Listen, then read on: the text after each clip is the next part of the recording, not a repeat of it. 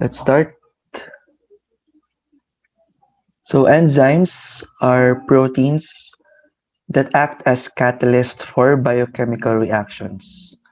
So enzymes are still proteins, but its function is more on a catalyst. A catalyst is a molecule that speeds up a biochemical reaction.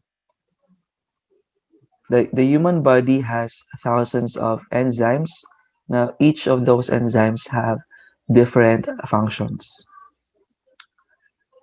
So, during biochemical reactions, the enzymes are not consumed. When we say not consumed, parang hindi siya i-breakdown ng chemical reaction, but ang purpose ni enzyme is to aid in breaking down a certain molecule, for example. Breaking down or building up a particular molecule. But during the reaction, hindi na-harm yung enzyme na molecule. Enzymes is one of the most effective catalysts known.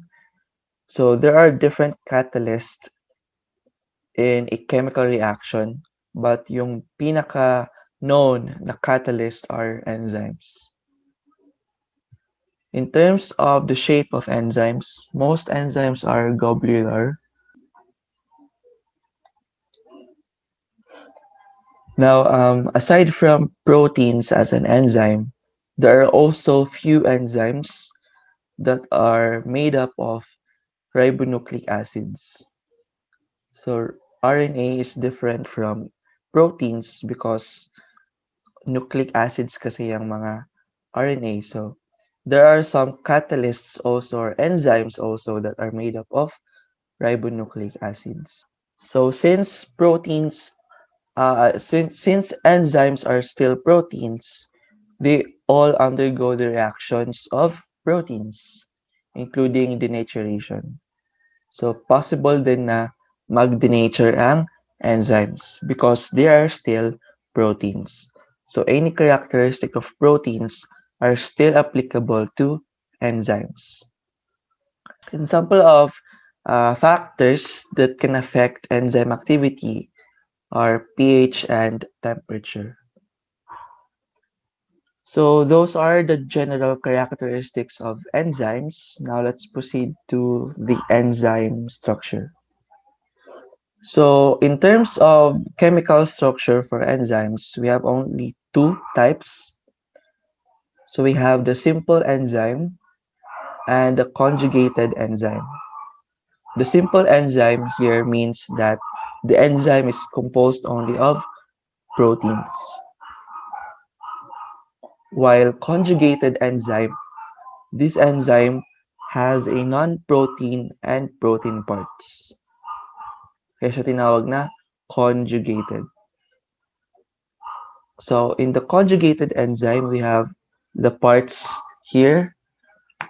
Yung protein part is called the apoenzyme, while yung non-protein part is called a cofactor. The combination of the apoenzyme and cofactor will yield a holoenzyme.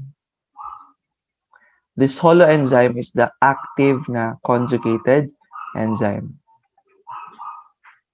So if, for example, we have an apoenzyme tapos wala siyang cofactor, we cannot create a holoenzyme. So those are the two types of enzyme structure. You have simple and conjugated. For conjugated enzymes, di ba, we have the apoenzyme, which is a protein. Then the cofactor naman is the non-protein. So ano yung mga examples of cofactors? So without cofactors, we cannot create a holoenzyme. So cofactors provide additional chemically reactive functional groups.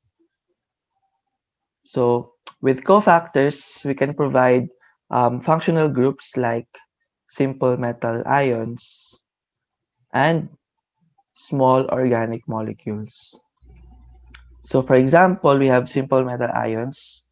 This includes zinc ions, magnesium ions, iron, and also copper. So these functional groups can be added to the apo enzyme para maging holo enzyme.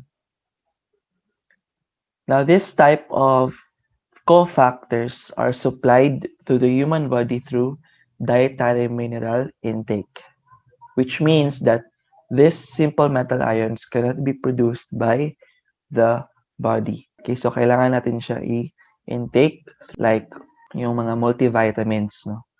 So those are examples of sources for our cofactors. Then we have also small organic molecules. The small organic molecules are known as coenzymes. They serve as a cofactor in conjugated enzymes. Now, itong mga coenzymes na to are synthesized in the human body. So, ginagawa natin siya sa loob, but yung building blocks or kumbaga yung materials na gagamitin to create the coenzymes are obtained from other nutrients. So, kailangan din, kumbaga, it's not originally from our body, but if we intake those nutrients, kukunin natin yung building blocks and we try to synthesize those coenzymes. So, those are examples of cofactors. Again, without cofactors, we cannot create a holo enzyme, which is one of the most active na enzyme. Now, for the nomenclature and classification of enzymes, this is how we name an enzyme. Then, meron din silang classifications. So, in terms of naming of enzymes are named with reference to their function. Yan. So, kung ano yung function ng isang enzyme, makikita natin siya sa kanyang name. Then, in naming an enzyme, we need to have parang focal points, particularly the type of reaction na iyang gi-catalyze and yung substrate identity. So, yan yung parang focal points in naming an enzyme. So, dapat makita natin sa name yung type of reaction na nakatalyze niya, then yung substrate identity.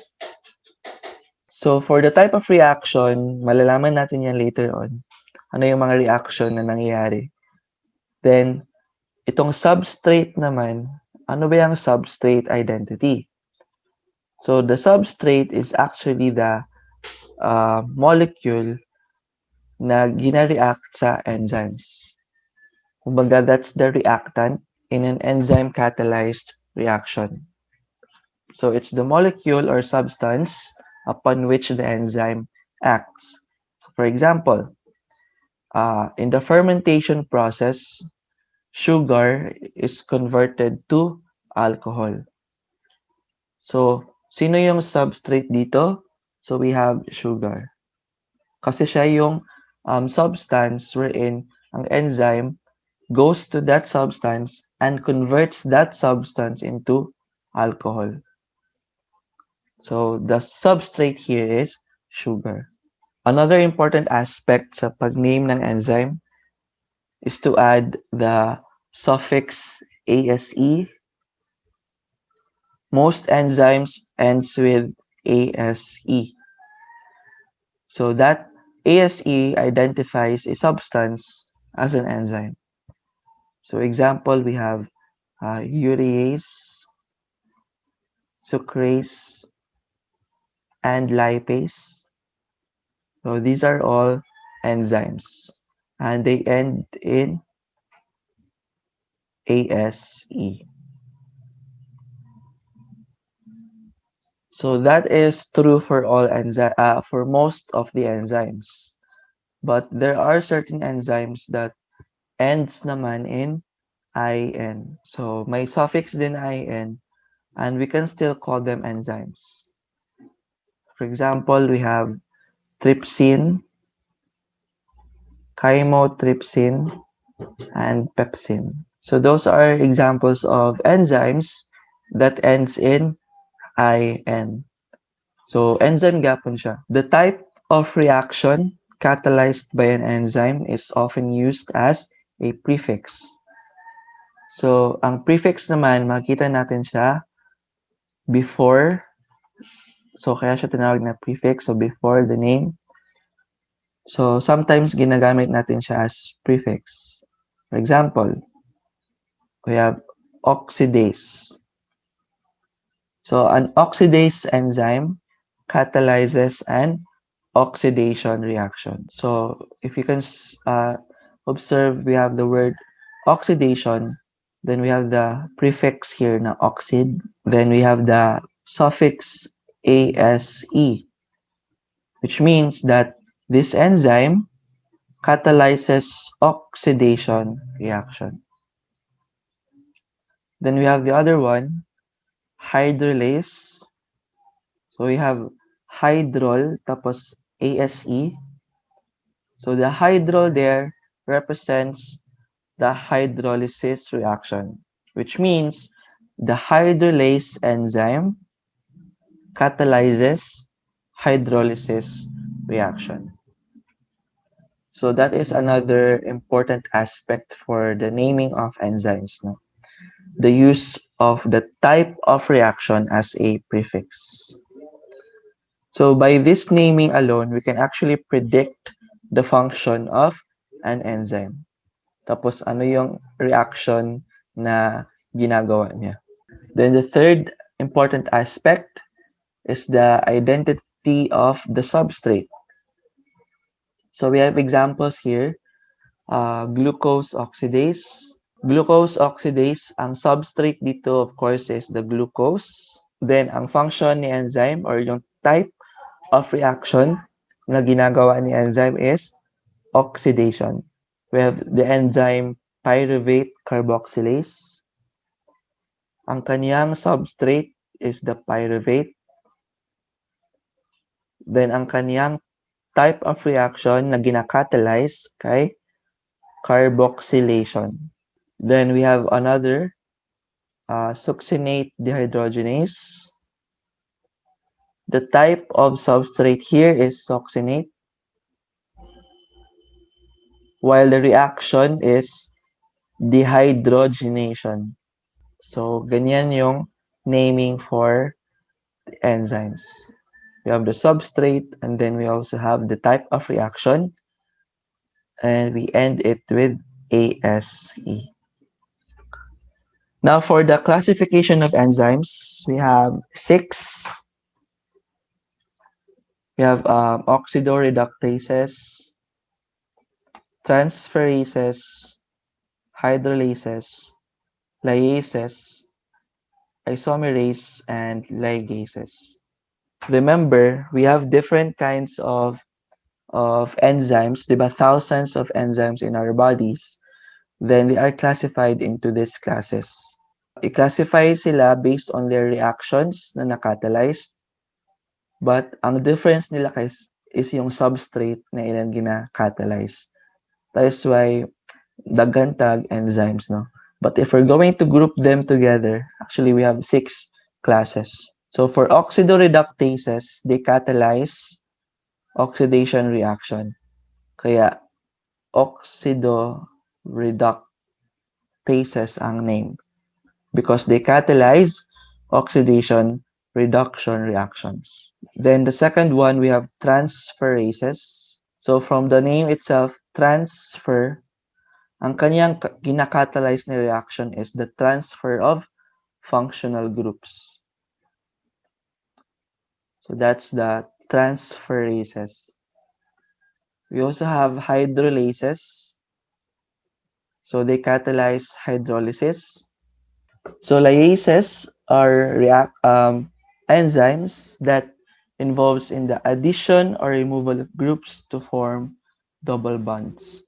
So the term lyases was based from the word lysis. So we have For lysis, then ASE. So we have liases. So that's the fourth group. The fifth group are called isomerase. So ang ilang reaction na ginakatalyze kay isomerization. Then we have ligases. Ligases are enzymes involved in the reactions of bond formation with the participation of ATP or adenosine triphosphate. So the word ligases was derived from the Latin word ligare, which means to bind. Yan. So to bind. Kasi ang kanilang function is the catalyzation of bond formation. So those are the classes of enzymes found sa human body. So let's talk more about these classes. Let's start with oxidoreductase. Oxidoreductase are enzymes that catalyzes an oxidation reduction reaction. So oxidation and reduction are linked to one another. Sometimes we call them redox. Now, the enzyme oxidoreductase requires a coenzyme that can be oxidized or reduced as the substrate is reduced or oxidized. So what do you mean by this one? Which means that if natay, let's say, natay molecule, dapat si enzyme, nasa coenzyme that can receive something or can give something to the substrate. Okay, so example, we have lactate dehydrogenase. So ang kanyang substrate kay ang lactate. So asa i-remove ang hydrogen sa lactate. So kung naay ma-remove na hydrogen sa lactate, kinsa ang mag-receive? Ang coenzyme, which is the NAD+, or nicotinamide adenine dinucleotide na coenzyme. Munang si NAD+, may mo na siya later on og NADH. So in this, again, group, dapat meron silang coenzyme that can be oxidized or reduced. Our transferases are enzymes that catalyze the transfer of a functional group from one molecule to another. So we have subtypes here. We have transaminase. Transaminase catalyzes the transfer of an amino group from one molecule to another. Then we have kinase. The kinase catalyzes the transfer of phosphate group from adenosine triphosphate para maging adenosine diphosphate siya. Kasi yung phosphate na yan gagamitin to the other molecule. So those are examples of transferase. Again, they transfer the functional group. So sa example natin, we have the amino group for the transaminase and we have the phosphate group for the kinase. Then we have hydrolase. Of course, they catalyze the hydrolysis reaction. So the reaction here involves the addition of water molecule to break the bond. So we add water here to break the bonds of that particular molecule. So example, in digestion, diba, in digesting our food, we break it down into its small molecules or monomers. So we have enzymes present in our digestive system for us to help in breaking down larger molecules into smaller molecules. So how do we break down those molecules? By breaking their bonds. So for example, carbohydrates, enzymes that breaks glycosidic bonds sa mga carbohydrates. Then we have protease. Protease naman are enzymes that breaks the peptide bonds for proteins. Then lipase naman are enzymes that breaks the ester bonds for lipids. Kaya siya tinawag na lipase. Okay, so again, in this type of enzyme, we add water to break these bonds. Then we have lyase. Lyase naman are enzymes that catalyzes the addition or removal of a group to form a double bond. So the lyase naman does not involve hydrolysis or oxidation. So mag-remove lang siya og group without adding water or i-oxidize niya. Dili niya to buhaton. I-remove lang niya itong group, then they can create a double bond to the substrate. So for example, we have dehydratase, then hydratase. So for lyase, we have two examples. For dehydratase, from the word dehydration, so this time, may removal of water sa substrate to form double bond. Then si hydratase, so kung merong removal, merong addition of water to make a double bond. Saan yung double bond na yan? Doon sa substrate.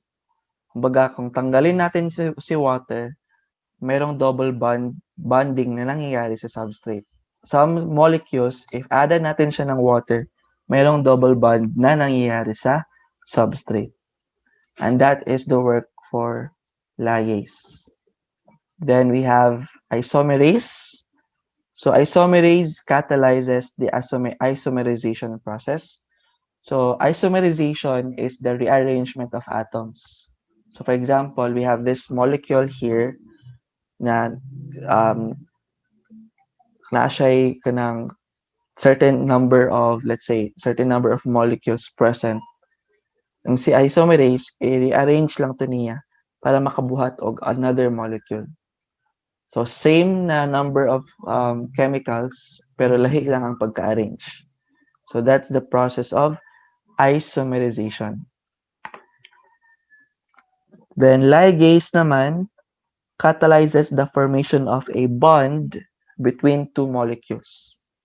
So bonding ito with two molecules, but with the participation of ATP. So without ATP, ligase cannot do their work.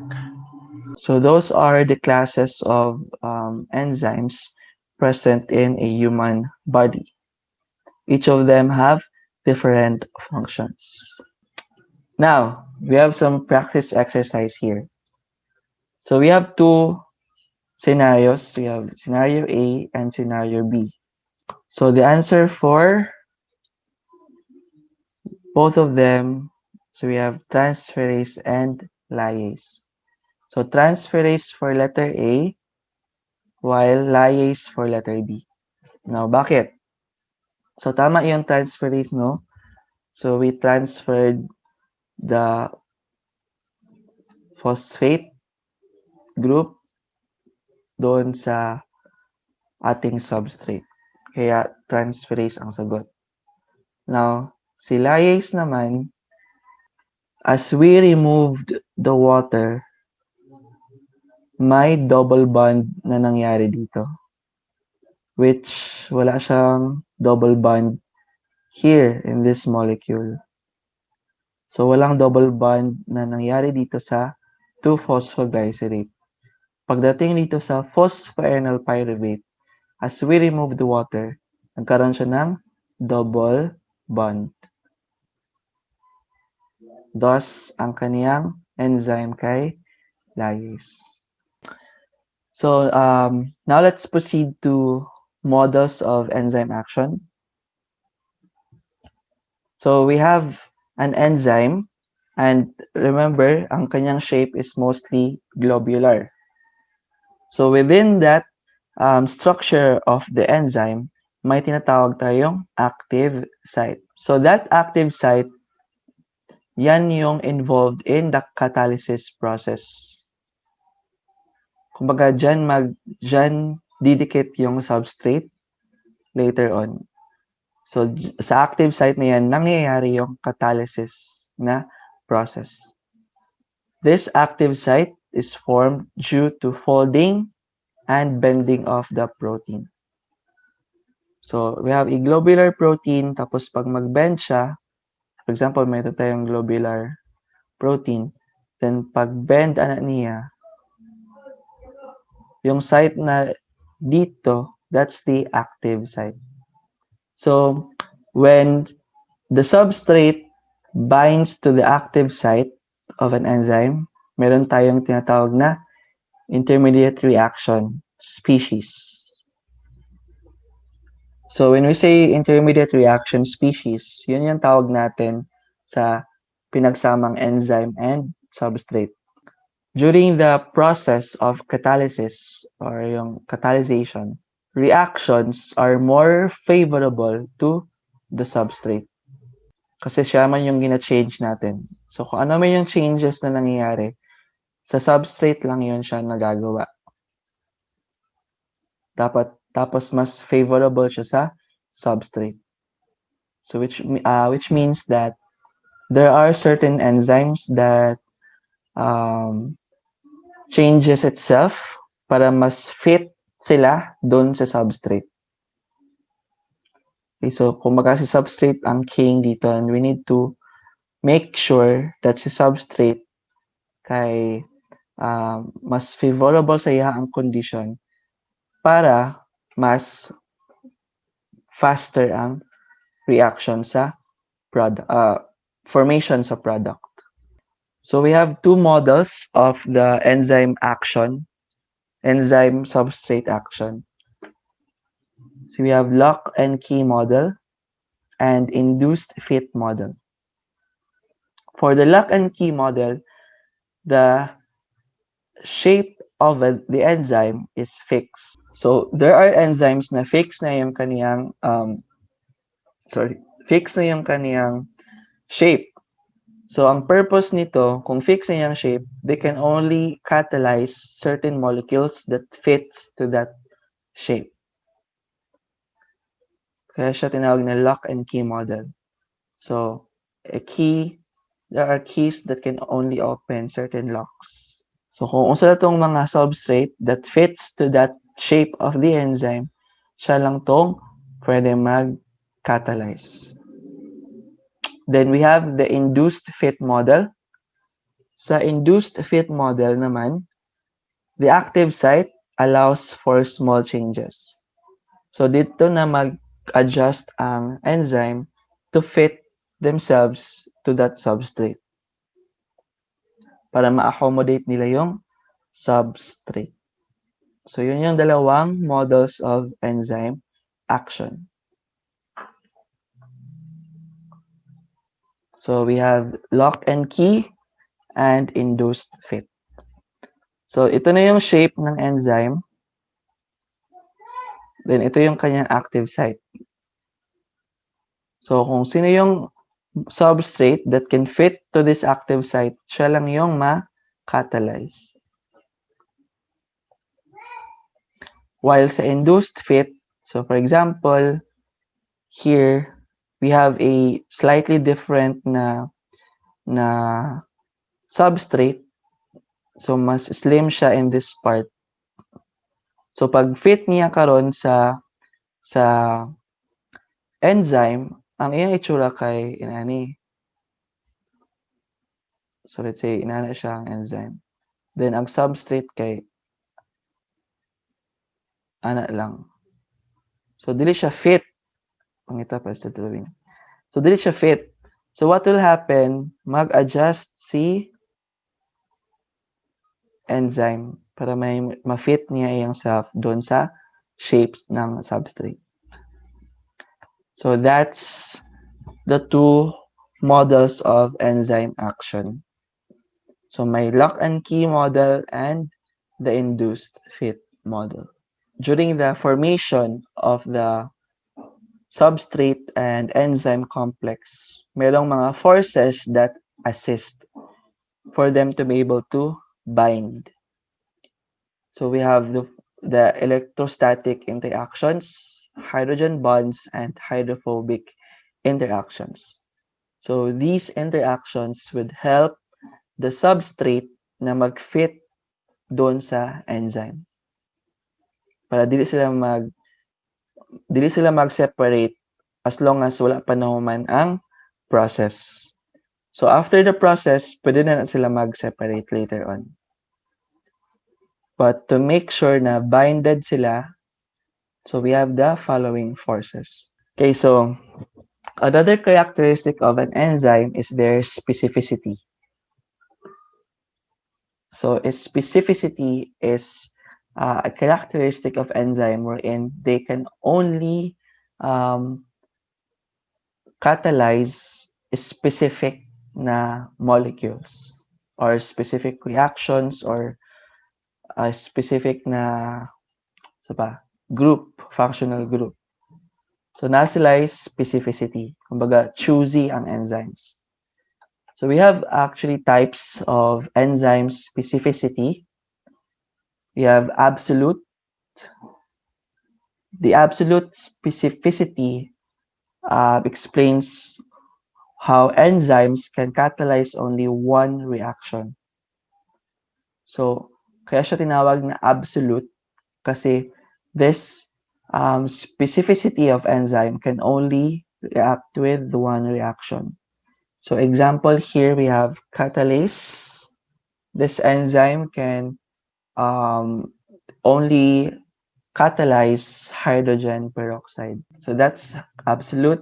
Then for the group naman, the group specificity of enzyme will act only on molecules that have a specific functional group. Yan. So example of this enzyme is carboxypeptidase. So ang kanyang functional group gina-catalyze are more of the carboxyl group found on the amino acids. Di ba si amino acid na siya carboxyl group and amino group? So ang kanyang si carboxypeptidase, ang gina-catalyze lang na functional group kay ang carboxyl na group. Then we have linkage specificity. So sa linkage, the enzyme will act on a particular type of chemical bond. So for example, they can only act on hydrogen bonds. They can only react to peptide bonds or ester bonds. So depende na siya sa bonds. So that's another specificity of enzyme. Then example, we have phosphatases. Phosphatases are enzymes that hydrolyzes phosphate ester bonds. So yan yung linkage specificity. Then we have the last, stereochemical specificity. In this type, the enzyme will act on a particular stereoisomer. So remember sa amino acids natin, di ba we have a stereoisomer for amino acids. So we have L amino acid and D amino acid. So same sila ng composition but different lang yung kanilang structure. So for stereochemical specificity of enzymes, they can only catalyze certain stereoisomer. So for example, L-amino acid oxidase. That's the type of enzyme that can only catalyze the oxidation of the L form of an amino acid. So that's an example of stereochemical specificity for enzyme. Again, they are specific. So we have factors that affect enzyme activity.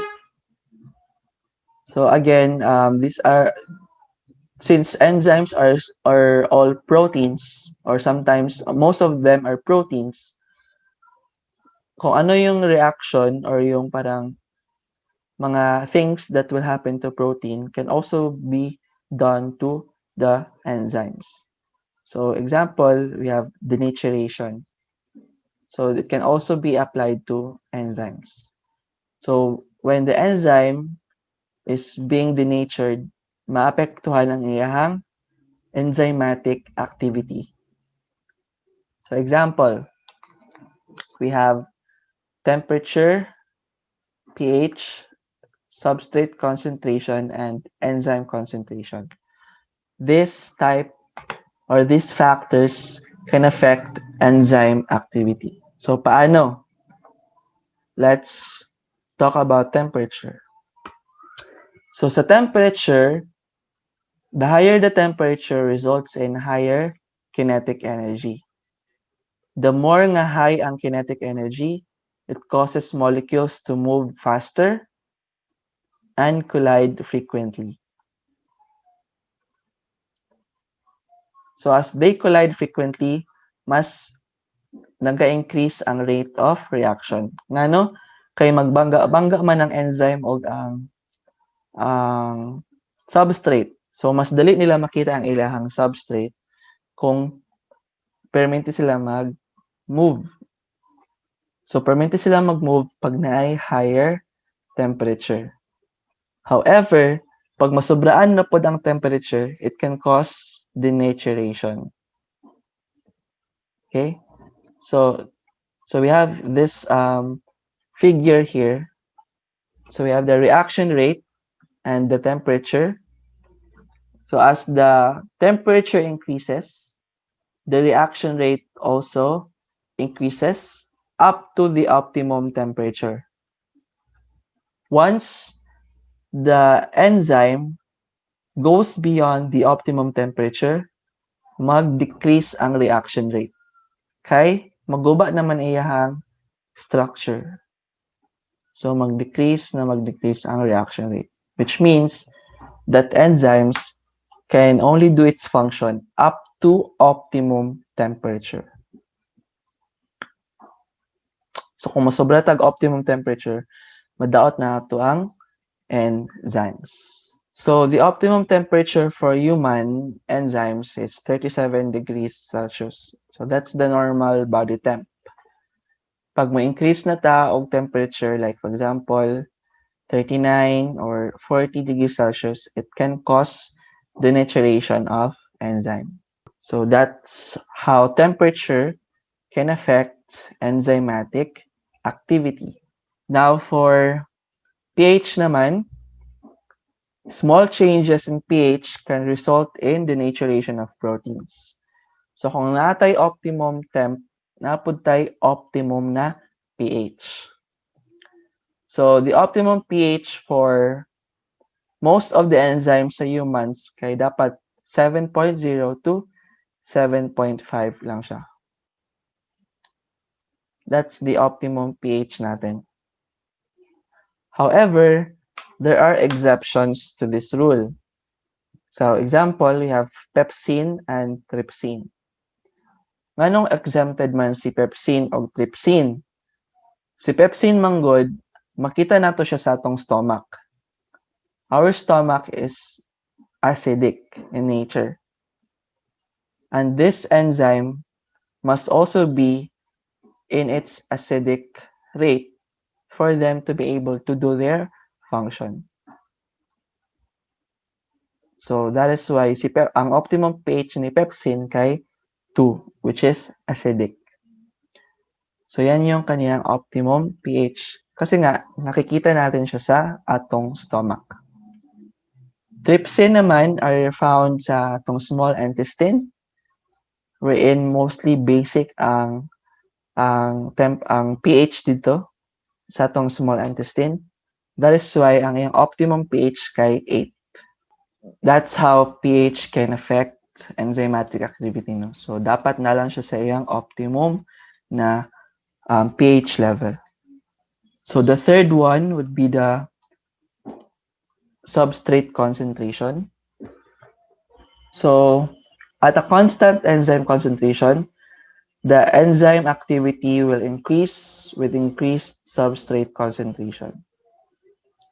So for example, kung daghan tag substrate, daghan pog trabahoon ang enzyme. So, kung daghan substrate, taas pod ang reaction rate. So, mas daghang trabaho si enzyme, thus taas ang enzymatic activity. So, that's for substrate concentration. Again, the more na maraming substrate, the more na may gagawing work si enzyme, thus, nag-increase ang enzymatic activity. When the enzyme reaches its maximum rate, ang mangyari dyan is that there are certain substrate na dili na ma-catalyze. Okay? All active sites are full. Kumbaga sa hotel pa, walang puno na, dili na sila pwede magpasulod of other guests. So for enzyme, mapuno po na ilang active site. Again, kung dagag substrate, so kung mapuno ilang active sites, they cannot anymore catalyze all substrate. That's how the substrate concentration affects enzymatic activity. We have also turnover number. The turnover number is the number of substrate molecules converted to its product per minute by one molecule of enzyme under optimum conditions of temperature, pH, and saturation. Then we have the enzyme concentration. So of course, pag maraming enzyme, tataas din yung reaction rate. So at a constant substrate concentration, kung constant ang atong substrate concentration, the enzyme activity increases with the increase naman of enzyme concentration. So we have here extremozymes. Extremozymes naman are enzymes found sa mga extremophiles. These extremophiles are organisms that thrive in extreme environments. So since kita, humans, we live in environment na favorable sa ato, like dili kay init, dili pod kay bugnaw. So tama-tama lang pod ang characteristics sa tong enzymes. But for these organisms na can live to extreme environment, like for example hot springs or kanang too much salty nga environment or kanang sobra ka bugnaw nga environment. So those organisms will have a kind of enzyme naman na best fit sa kanilang environment. So for example, we have acidophiles. These are organisms that loves acid, kaya acidophiles. So they live in acidic environment. So mostly ang ilang enzymes, particularly sa pH level sa kanilang enzymes, ang kanilang maximum nga pH level must be 3 or below. So more on the acidic side. Then we have also alkaliphiles. These organism naman are more prone to live in basic environment. That is why their enzymes must have an optimum level up to 9 or above, which are more on the basic side. Halophiles naman live in highly saline solution, meaning kanang sobra ka salty na solutions na environment. They can live in those environments. So dapat yung enzymes nila should also fit to that level of saline or that level of salinity. Then we have hyperthermophiles. Hyperthermophiles grow in temperatures that are above 80 degrees Celsius or between 80 degrees Celsius and 122 degrees Celsius.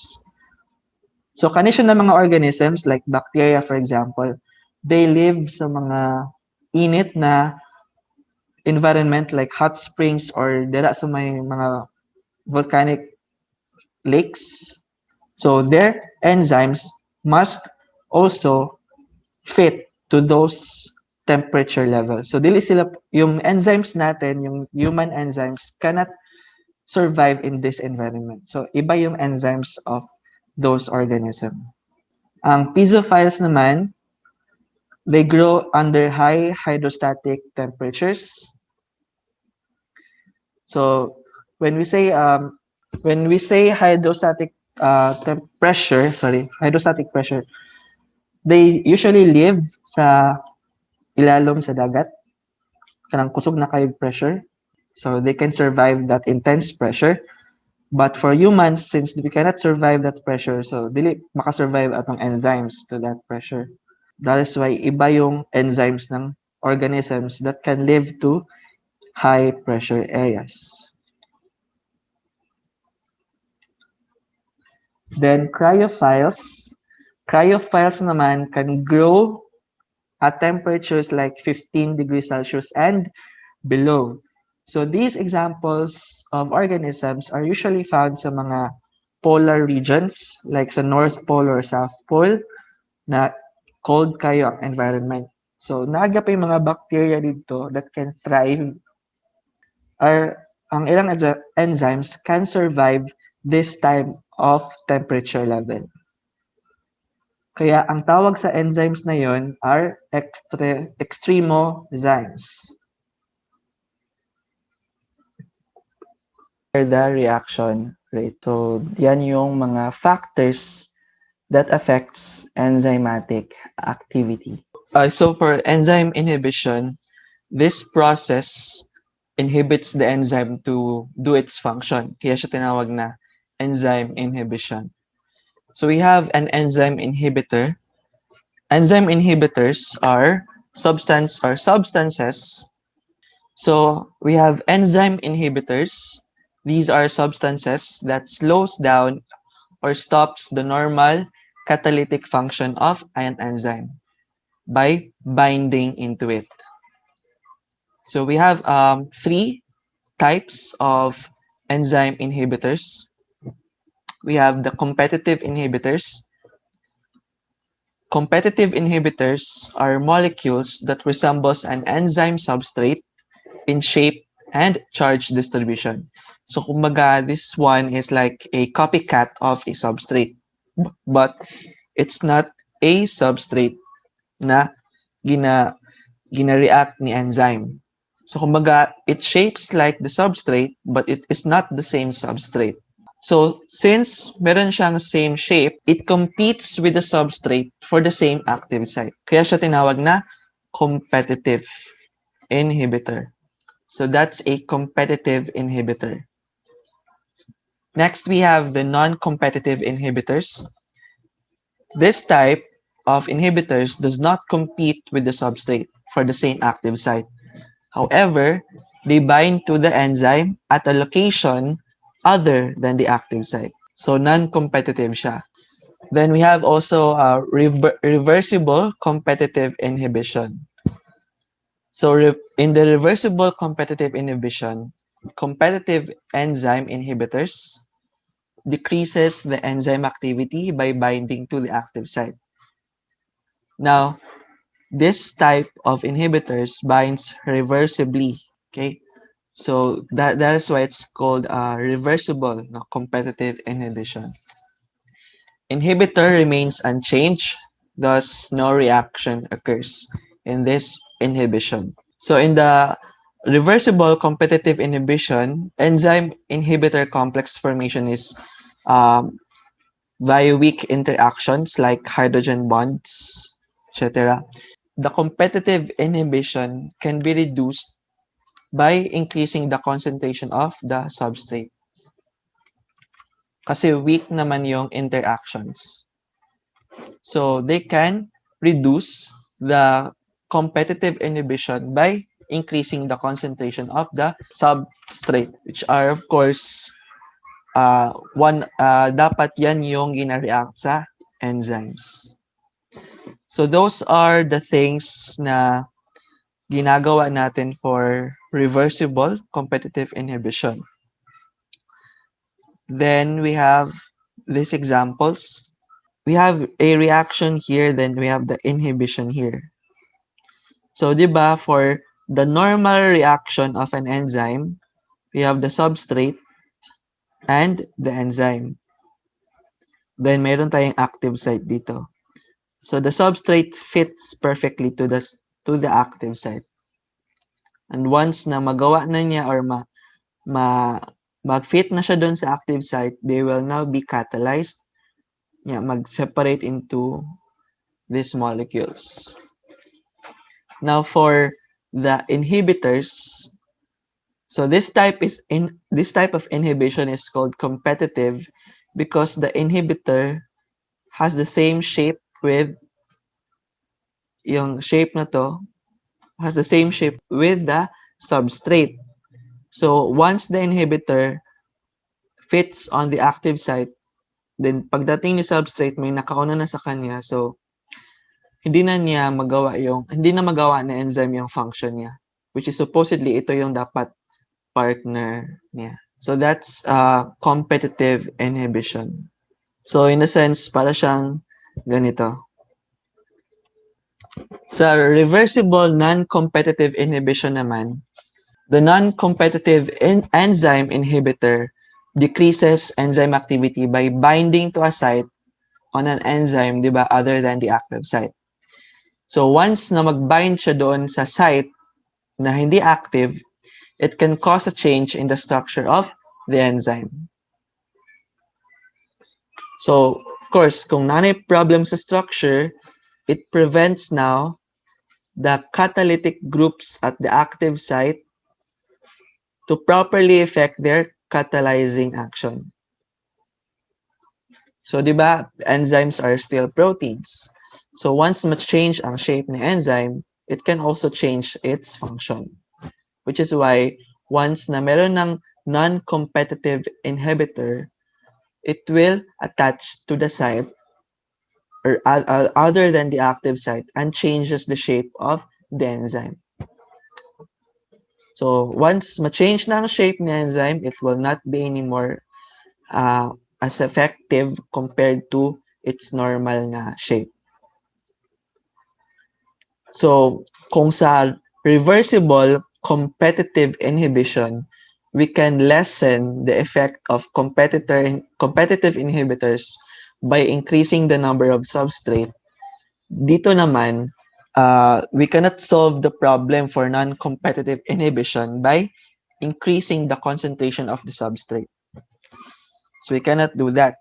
So examples of non-competitive inhibitors are these metals. So these metals are examples of non-competitive inhibitors. So they will attach to the enzyme para ma-change niya yung shape ng enzyme. Then we have the irreversible enzyme inhibitors. So ito yung pang-tatlo. So di ba we have the competitive inhibitor, we have the non-competitive inhibitors, and we have the irreversible enzyme inhibitors.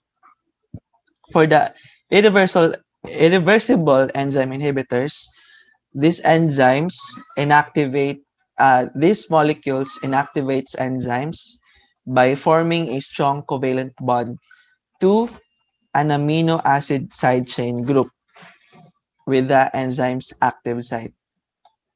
So dito, ang focus niya is the substrate, the side chain group na amino group which is present doon sa active site ng enzymes. So, irreversible enzyme inhibitors does not have a structure similar to that of an enzyme's normal substrate. Dili siya same og shape sa substrate, but it still can attach to the active site. So yan yung difference niya with the competitive inhibitors. Increasing the substrate concentration does not reverse the inhibition process. So once na meron ng irreversible enzyme inhibitors na naka-attach doon sa active site, the enzyme is permanently inactivated. Meaning, the enzyme will not be useful anymore. So examples of irreversible enzyme inhibitors, we have mga chemical agents like nerve gases as well as organophosphate insecticides. So when a human inhale or kumbaga mag-enter sa atong body ng mga chemical warfare agents, it can cause um, permanent damage to our enzymes. And later on, of course, if dili mag-work atong enzymes, dili po mag-normal function ato ang body, which can lead to death. So those are the ways that enzymes can be inhibited. Meaning, pwede ma-damage yung ating enzymes based on those inhibitors. Okay, let's proceed to the regulation of enzyme activity. So, the regulation of enzyme activity within a cell is a necessity for many reasons. So, it's a need. And bakit siya kailangan i-regulate? So, we have, for example, cells that continually produce large amounts of an enzyme and plentiful amounts of a product if the processes are not regulated. Okay? So, permente lang nag-produce og enzyme o product ang atong cells, which can also lead to problems. That is why kailangan siya i-regulate. Kasi once na maraming enzyme, tapos maraming product, it can be a waste of parang energy for the cells. So if the enzyme continues to do catalyzation or to do reaction, it can parang cause na mahurot ng atong energy. Thus, kailangan nato siya i-stop usahay. So, wala na nag-battery, di ba, kung masobraan o gamit or kung masobra ang charge, kumbaga, kay mubuto ang battery or kung masobra gamit kay mamatay ang, for example, itong laptop, mamatay kung masobra gamit. Yeah, dili siya i-charge. So, that is also true for enzymes. So, kung perminti lang nagabuhat sa enzymes og work, then possible mahurot iyang energy. Thus, kailangan nato siya i-regulate. So, how can we regulate the activity of enzymes? So, we have the following mechanisms. We have feedback control associated with allosteric enzymes. We have also proteolytic enzymes and zymogens and covalent modifications. So those are the general mechanisms that we can use to regulate enzyme activity. So let's talk more about those mechanisms. Let's start with allosteric enzymes. So allosteric enzymes have the following properties. So all allosteric enzymes have quaternary structure. That is, they are composed of 2 or more protein subunits. And allosteric enzymes have 2 kinds of binding sites as well. So we have the substrate and regulator binding sites. Active and regulatory binding sites are distinct from each other in both location and shape. In most cases, the regulatory site is on one protein chain and the active site is on another. Also, another property of allosteric enzymes, the binding of molecules at the regulatory site causes changes in the overall three-dimensional structure of the enzyme. So, for example, the binding of a positive regulator increases enzyme activity, while binding of a negative regulator decreases enzyme activity. So those are the properties of allosteric enzymes. Those properties of allosteric enzymes are needed to regulate the enzyme activity, as what we have discussed a while ago. Thus, to define an allosteric enzyme, so allosteric enzyme is an enzyme with two or more protein chains. Yan. With two or more protein chains and two kinds of binding sites. So that's how we can define an allosteric enzyme. So allosteric there, the word there means to change the shape and activity of a protein. So that's allosteric. So we have feedback control. So one of the mechanisms by which allosteric enzymes activity is regulated is through feedback control.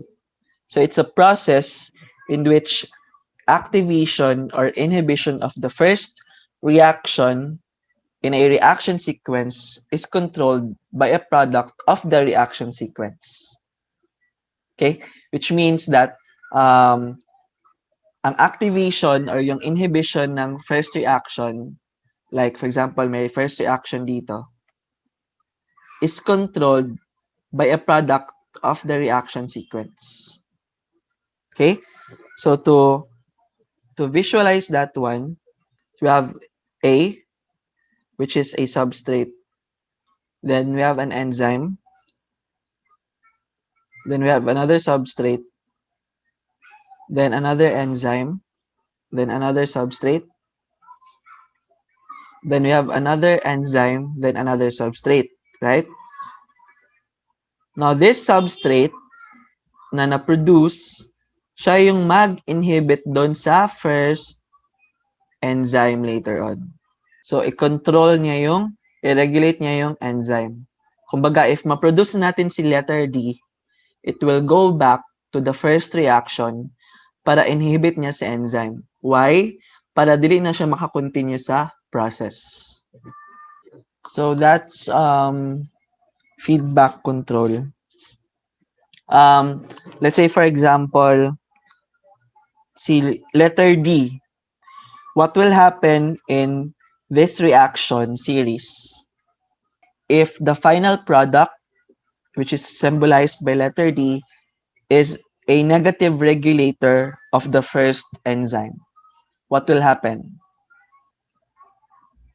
Okay, so si letter D, if negative regulators letter D, it can cause the decrease of enzymatic activity. However, magdepende gyapon na siya sa number of this product right here. So let's say, kung gamay lang si letter D, pero mas daghan sa enzyme 1, di gyapon niya ma-inhibit or ma-regulate ang iyang activity. But if daghan si letter D, tapos enough siya na ma-inhibit niya halos tanan ng enzyme 1, then that's the time na ma-decrease niya ang enzymatic activity ni enzyme 1. Okay, so if negative control siya, or if negative regulator siya, so one of its possibilities ma-decrease niya ang enzymatic activity. But magdepende gyapon sa number of this product. Yeah, so that's how feedback control is done. So that's one way of regulating an enzyme activity. But feedback control is not the only way na ma-regulate nato ang enzyme activity, because there are some for example, there are regulators na makita nato from other reactions, or even regulators that can produced or found outside the cell. Okay, so those are examples, like for example, hormones. Yan. So hormones are compounds produced outside the cell, so they can also cause feedback control. Then there are also products of different pathways of reaction within the cell that can also be used as a regulator. So those are ways of feedback control. para ma-regulate nato ang enzymatic activity. Then we have proteolytic enzymes and zymogens. These are another process for the um, regulation of enzyme activity. So ito yung second mechanism natin. So in this mechanism of regulation, ang regulation niya is by production of proteolytic enzymes in inactive forms. So we have two molecules here. Ang zymogens are inactive form of proteolytic enzymes. Which means, kung ma-activate na natin si zymogens, ang tawag natin sa kanya ngayon are proteolytic enzymes. Okay? So, proteolytic enzymes catalyzes the breaking of peptide bonds, which are usually the bonds found in proteins.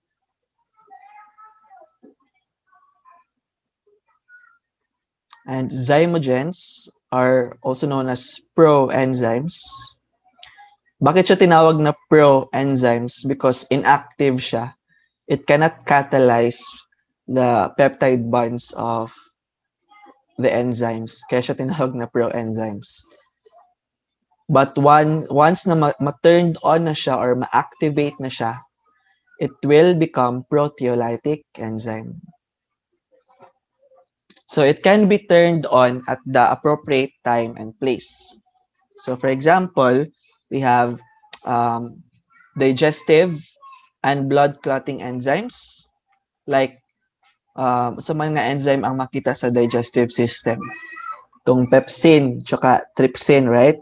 So those are proteolytic enzymes that can break peptide bonds. So this is an illustration of the conversion of a zymogen to a proteolytic enzyme. So we have an active proteolytic enzyme, then once na may mawalang fragment of peptide bond sa kanya, it will now become a proteolytic enzyme. Then this would be the last mechanism for the regulation of enzyme activity. So we have covalent modification of enzymes. So what do we mean by covalent modification? It's a process in which enzyme activity is altered by covalently modifying the structure of the enzyme. So how can we do covalent modification? It's adding or removing a chemical group within an enzyme. So that's we can modify the enzyme. So we need to add or we need to remove a chemical group. So common covalent modification for enzymes is the addition and removal of phosphate groups. These phosphate groups are derived from the ATP molecule. And this is usually happening, or you can usually observe this covalent modification when you try to investigate the process of glycolysis. So glycolysis involves different enzymes and they usually undergo covalent modifications. Yan, so we have addition of the phosphate group, which we call phosphorylation. So that is catalyzed by the protein kinase. Then also removal of the phosphate group, which we call dephosphorylation. This is usually catalyzed by phosphatase. Then possible then si phosphate group can be added or removed from the R group of amino acid serine, tyrosine, or threonine na present pa rin sa enzymes. So that's how we can regulate enzyme activity by modifying or altering their chemical composition. So we have prescription drugs that inhibit enzyme activity.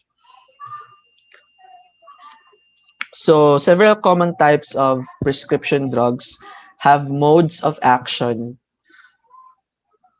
that involves the enzyme inhibition.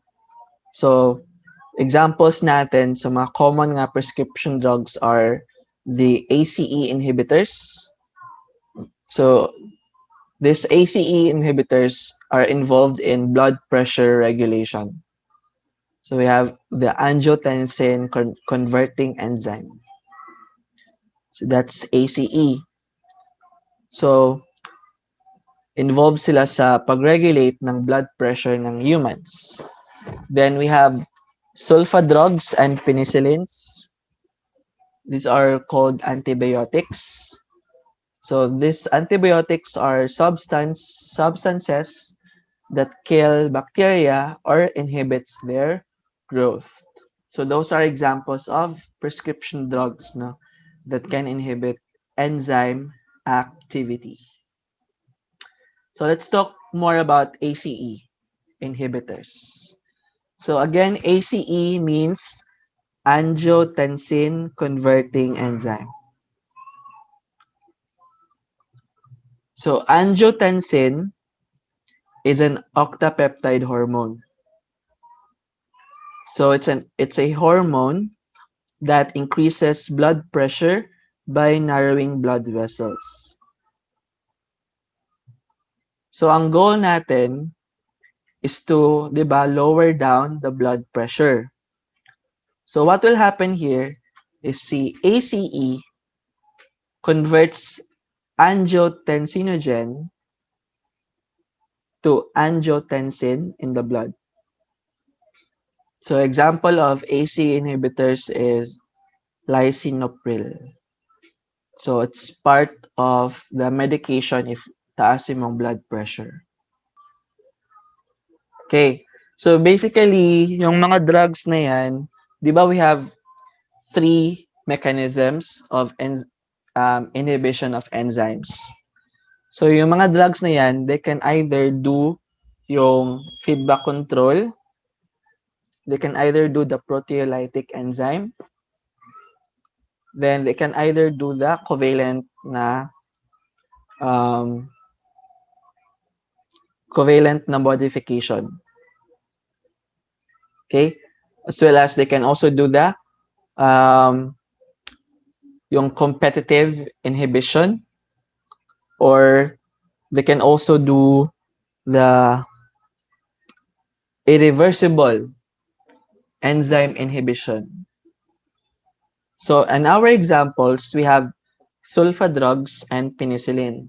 So those are the two common nga mga drugs na ginagamit to inhibit enzyme activity. So for sulfa drugs, it acts like a competitive inhibitor. Right? So ano pala yung enzyme na gina-inhibit natin? So yung enzyme na yon is responsible in converting PABA to folic acid, which is very important for bacteria. Diba? So we have PABA, and it needs to become a folic acid. So may enzyme na responsible dyan. This enzyme is usually found in bacteria. So si sulfa drug, so we have sulfanilamide. This is a competitive inhibitor. So di ba may enzyme tayo with this shape? Then si sulfanilamide is the inhibitor. So may mo siya, let's say, inaniihang form. So muna na siya si sulfanilamide. So karon, pag abot atong substrate, dili na siya makasulod kang enzyme. Kay na naman si sulfanilamide naka-attach kay enzyme. So let's say muna siya sa enzyme. So what will happen? Dili makaproceed si PABA to become folic acid. Okay? dili naman functional sa enzyme. So once dili ma-convert ni bacteria si PABA para mahimong folic acid, they will eventually die. Kaya dili man sila mo grow. So mamatay sila. That's the case. So that's for sulfa drugs. Si penicillin naman, ang iyang effect is more of covalent modification. 'Di ba pag covalent modification, either we add or remove certain groups, particularly phosphate groups. So once na i-modify nato si transpeptidase, this is the enzyme na ginagamit ni bacteria. So kani siyang enzyme, it makes sure na ang cell wall ni bacteria kay healthy. Okay? Kaya siya protected from our immune system, for example. So, si transpeptidase ang responsible nun. So, ang target nato is to inhibit transpeptidase. Kumbaga, ito yung ating gustong patayin or parang gusto nating i-inhibit yung kanyang function. So, what we can do is we can take penicillin. So, the penicillin will now attack or inhibit transpeptidase by doing covalent modification. So once ma-inhibit na natin si transpeptidase, wala na siya, dili na siya maka-form og peptide bonds between polysaccharide strands or peptide cross links rather between polysaccharide strands. So what will happen there, if wala si transpeptidase, yung cell wall ng bacteria weak. Thus we can now attack bacteria and eventually the bacteria will now die. So that's how we can use those drugs to limit enzyme activity. Okay, so these are some of the medical uses of enzymes. Enzymes produced in certain organs or tissues, for example, may indicate that the organ or tissue is damaged. For example, sa blood. Okay, so blood. There are certain enzymes na makita sa blood. But there are some enzymes na makita lang in certain organs or tissues. So once na makita ka ron sa imong blood count, for example, nagpa-CBC ka, nga pagkita sa medtech na, uy, nalagi ni enzymes na nakita diri sa blood, which is not usually found sa blood. That's the time na i-determine nila nga there's something wrong with your organ or tissues. Then, blood clots in the heart can be dissolved by activating plasminogen using tissue plasminogen activator. Yeah. So this time, it's an enzyme that can help us dissolve yung blood clot sa heart. Okay, kung naamong yung blood clot sa heart, it might have a problem with the circulation of blood. The enzyme urease converts urea into ammonia. Now, when that is detected in the blood, it will determine that your kidney is malfunctioning. So that's also one of the medical use of enzymes to determine if may akay disease or problem sa imong body. So vitamins are organic compounds essential for the proper functioning of the body. They are obtained from dietary sources because the human body cannot synthesize it, which means that we need to get it from our food sources. Kay vitamins are not usually, pag essential nga vitamins are not produced in our body. So kailangan nato siya kuhaon from other sources like gulay or mga fruits, diba? Now, conjugated enzymes contain vitamins as part of their structures. and they are required in micro or milligram quantities. Example, 1 gram of vitamin B12 is sufficient for 500,000 people. So that's another, for example, characteristic of vitamins. That is why dili dapat masobraan og vitamins pod. So when taking up vitamins, dapat na gyud na siya warag exact dosage lang for humans to take. Kaya kung masobraan po ag inom og vitamins, it might also cause problem with the human bodies. A well-balanced diet meets all the body's vitamin requirements. So we have supplemental vitamins that may be needed after illness to supply the body with the lost vitamins due to illness. Synthetic and natural vitamins have the same function. So kahit na man-made siya na vitamins, they can still have the same function. So there are 13 known vitamins that are essential for humans, and we classify them. So meron din siyang classification. So first, we have the water-soluble and fat-soluble vitamins. So for water-soluble vitamins, we have, for example, vitamin C. So vitamin C are vitamins needed by humans, primates, for example, mga unggoy, fruit bats, and guinea pigs. So in humans, we need 100 milligrams a day to saturate all body tissues. So that's um, the needed human intake for vitamin C. So vitamin C is a co-substrate in the formation of the structural protein collagen, which is needed. Okay, yung collagen is needed for our cells.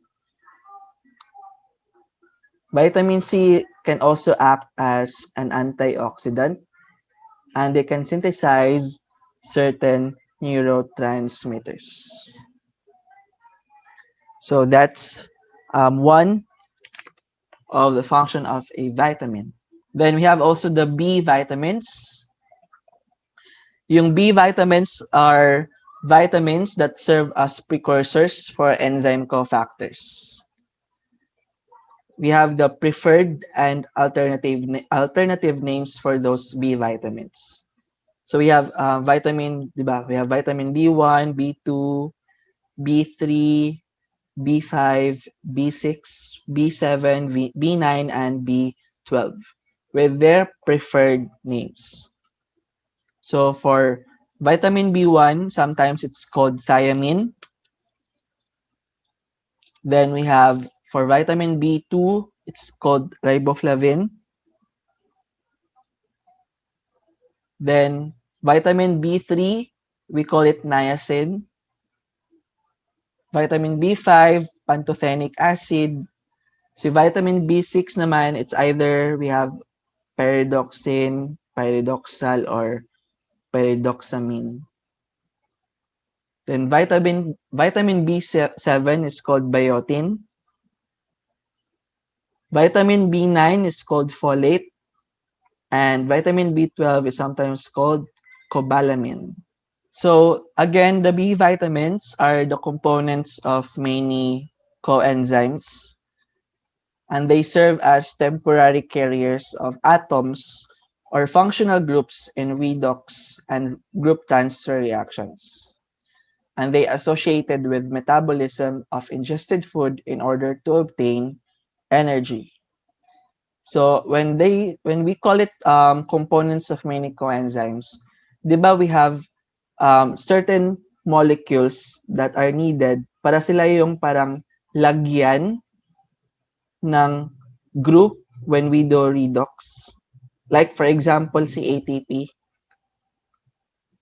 'Di ba ATP is uh, parang component of a coenzyme kung saan siya yung kinukuha natin ng phosphate and dinadagdagan natin ng phosphate.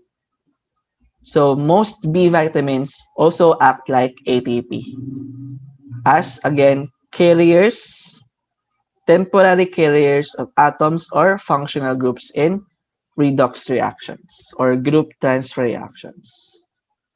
This is the table for the B vitamins with the coenzymes, kung saan sila makikita, and ano yung groups na gina-transfer sa kanila. Then we have the fat-soluble vitamins. You have vitamins A, D, E, and K. Vitamins A, D, E, and K are involved in the processes that occur in cell membranes. So, ang structure nila, yung vitamins A, D, E, and K, are more hydrocarbon-like with fewer functional groups. So, for vitamin A, there are 3 forms that are active in the body. So, they're derived from beta-carotene, which are usually found sa carrots, and they are involved in the process of vision. So, to make sure na clear yung vision natin, it means that is responsible for a clear vision for the eyes. Only 0.1% of the body's vitamin A is found in the eyes. So functions of vitamin A, again for vision. In the eye, vitamin A combines with the protein opsin. So ito yung protein. Si vitamin A combines with opsin to form visual pigment rhodopsin. So si rhodopsin is a pigment that can participate in the conversion of light energy into nerve impulses. Thus, if reached to ang eyes with rhodopsin, we can have great vision. Then vitamin A can regulate also cell differentiation. So cell differentiation is when the cells will change into something na more specialized. Like for example, stem cells. Stem cells can change into, let's say, blood cells. And the vitamin A can help in this process. Aside from that, vitamin A maintains the health of epithelial tissues. So the lack of vitamin A causes the skin surface to become drier and harder than normal. So if you are, for example, kanang dry kayo yung skin, one possible reason is gamay ka og vitamin A. And vitamin A is also used for reproduction and growth. For example, sa mga lalaki, vitamin A participates in sperm development, which means pag rich kag vitamin A, mas daghan kag ma-produce nga sperm cells. For women naman, if mabuntis ang women, they need a lot of vitamin A for fetal development. So, para mas healthy ang baby, dapat si mom mag-take po siya vitamin A para normal yung development ng fetus. Then we have vitamin D. Vitamin D is are active forms in the body like vitamin D2 and D3. They are known as calciferol. Now, vitamin D is, dili na to siya makuha sa sunlight. Okay, mo nang, dili siya tinuod nga na ay vitamin D gikan sa sunlight because the vitamin D is already present in our body. Ma-activate lang siya if ma-expose ta sa sunlight. So, dili siya nga ang vitamin D gikan sa sun. But the vitamin D can only be activated or ma-synthesized if we expose ourselves to the sun. But dili po siya nga exposure nga 12 noon ana exposure ba nga kanang dili po siya taas kayo radiation. So mga let's say 6 a.m. ganyan. So vitamin D maintains normal blood levels of calcium ion and phosphate ion in order for bones to absorb the ions. So that's one of the function of vitamin D. So they are responsible for to make sure that our bones are healthy. Then vitamin E, we have four forms of vitamin E. Call them alpha, beta, delta, and gamma tocopherol. So alpha tocopherol is the most active biological form of vitamin E. The sources of vitamin E includes vegetable oils, dark green vegetables, nuts, and seeds. The primary function of vitamin E is for as antioxidant. So when we say antioxidant, so anti then oxidant, which means parang ayaw niyang ma-oxidize. So it protects other compounds from oxidation. Kaya siya tinawag na antioxidant. Then we have vitamin K.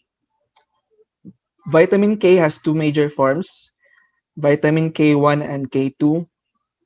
K1 is found in leafy green vegetables, while K2 is synthesized by intestinal bacteria. Now, this is the healthy bacteria. So, these vitamins are essential for the formation of proteins, which are involved in the regulation of blood clotting. So, that's the purpose or function of vitamin K. And that's the end of the slide.